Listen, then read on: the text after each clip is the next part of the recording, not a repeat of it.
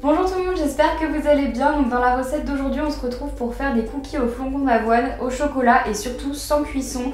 Donc je pense que ça peut être intéressant pour la majeure partie d'entre vous qui n'ont pas spécialement de four à la maison mais qui ont quand même envie de faire des cookies. Sachez que c'est complètement possible et là en plus vous avez besoin de quelques ingrédients mais quand même des ingrédients que vous avez normalement chez vous. On commence tout de suite avec ce dont on a besoin. Donc dans un premier temps, on va forcément avoir besoin de flocons d'avoine, environ 250 grammes. Ensuite, on va avoir besoin de 400 grammes de sucre, de 45 grammes de poudre de cacao non sucrée de préférence. Ensuite, on a besoin de 35 centilitres de lait environ, donc soit du lait normal, soit du lait d'amande, enfin vraiment celui que vous voulez. Ensuite, on va avoir besoin de 100 grammes de beurre à température ambiante. Ensuite, on a besoin de 100 grammes environ de beurre de cacahuète. Donc moi, j'en ai pris un avec des petits morceaux dedans, c'est crunchy parce que je le trouve bien meilleur comme ça. Et environ une cuillère à café d'extrait de vanille. Donc, première étape, sur un feu moyen, pour l'instant, moi je l'ai mis à 5 sur 10 et ensuite je baisserai. On va prendre une casserole un peu creuse ou une vraie casserole ou une poêle un peu creuse comme vous voulez, mais il faut vraiment qu'elle accroche pas. On va venir mélanger ensemble le lait, le cacao et le beurre. On va les mélanger ensemble jusqu'à ce qu'il y ait en fait une ébullition, mais on va commencer par les faire cuire très doucement, le but étant de conserver les aliments dans leur intégrité la plus totale et de ne pas trop faire brûler le beurre. Je commence par ajouter le beurre qui est déjà un petit peu mou comme vous pouvez le voir puisqu'il est resté toute la nuit dehors. Pendant que le beurre est en train de fondre, je vais venir rajouter le cacao. Là le beurre commence à fondre tout doucement et j'incorpore au fur et à mesure le cacao, donc là pensez à bien quand même mélanger au fur et à mesure, à ne pas laisser la matière en fait coller au fond de la poêle ou de votre casserole. Et maintenant je vais ajouter petit à petit le lait. Donc là je vais en mettre d'abord la moitié. Et maintenant j'ajoute la deuxième partie de lait et maintenant on va mélanger et laisser cuire tout doucement jusqu'à ce qu'il y ait une ébullition. Ouais. Avant que le mélange soit totalement en ébullition et qu'il est quand même bien homogène, ce qu'on va faire maintenant c'est rajouter le sucre. Hop.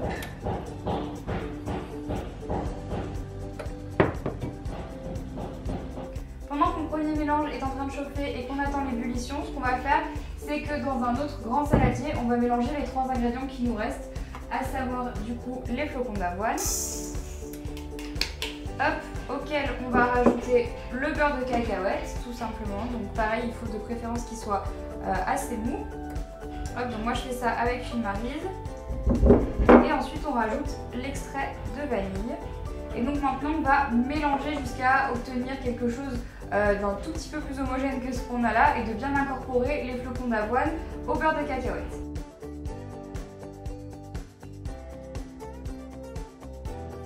Donc mon mélange a été porté à ébullition, maintenant je vais tout simplement le verser dans mes flocons d'avoine, mon beurre de cacahuète et la vanille. Autrement dit, je mets les ingrédients liquides dans les ingrédients secs et on va dire solides.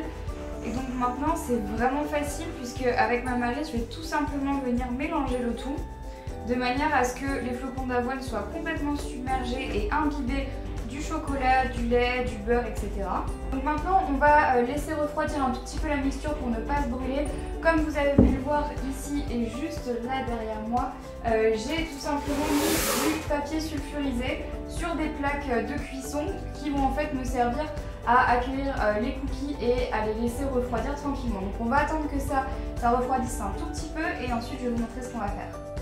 Donc maintenant j'ai déjà commencé à vous montrer un petit peu à quoi ça ressemble avec tout simplement une petite spatule à glace. Je vais venir prendre ma mixture qui a bien refroidi quand même, faites bien attention à ça sinon ça ne va absolument pas marcher. Laissez refroidir environ 5 minutes. Donc je vais tout simplement venir prendre une petite portion en fait comme si je venais prendre une boule de glace tout bêtement. Et je vais venir la déposer sur mon papier sulfurisé comme ceci. Et avec le dos, je vais venir étaler pour donner un tout petit peu une forme un peu plus ronde que ce qu'il y a de base. Voilà, et ensuite je vais faire ça pour tous les cookies, je vais faire ça sur 2 planches et sur autant de planches qu'il faut pour pouvoir faire tous les cookies et ne plus du tout avoir de pâte. Et ensuite on va les laisser reposer environ 1 heure à 2 heures.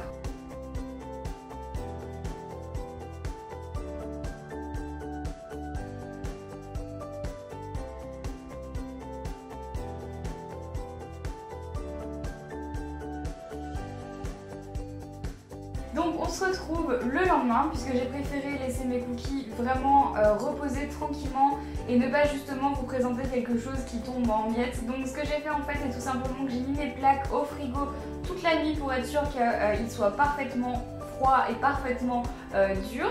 Ce qui est le cas du coup maintenant. Donc j'espère que ça vous plaît. C'est juste une tuerie, c'est super bon à manger. Comme vous avez pu voir, c'est une recette qui est très facile à faire, qui ne nécessite pas de cuisson, qui ne nécessite donc pas de four, pas de problème, pas de brûlure, etc. Et surtout que ça prend pas très longtemps. Du coup, c'est vrai que ça prend pas trop de temps à faire. En revanche, le temps de pause est légèrement plus long. Surtout, ça dépend vraiment de la température ambiante de chez vous. En fait, plus il fait chaud, plus ils vont mettre de temps à refroidir et à devenir dur. Donc c'est vraiment la seule chose. À vous d'adapter, à vous d'essayer plusieurs fois. Moi, ce que je vous recommande, c'est tout simplement prendre des petites assiettes ou prendre des plaques tout simplement et mettre des cookies aux différents endroits de votre maison et voir à peu près où est-ce que ça refroidit le plus vite, et comme ça vous le saurez pour la prochaine fois. En tout cas voilà, cette recette est terminée, j'espère vraiment qu'elle vous a plu. Si jamais vous la reproduisez chez vous, n'hésitez pas à me la tweeter ou à me la poster sur Instagram avec le hashtag EnjoyCooking. Je serais vraiment ravie de voir ce que vous avez recréé grâce à cette vidéo. N'hésitez pas également à me dire dans les commentaires si vous avez envie de voir d'autres recettes sans cuisson, d'autres recettes de cookies, de sucre, de salé, enfin vraiment n'hésitez pas à me dire tout ça dans les commentaires. Sur ce, bah écoutez, je vous embrasse très fort et du coup je vous dis à samedi prochain. Bye bye.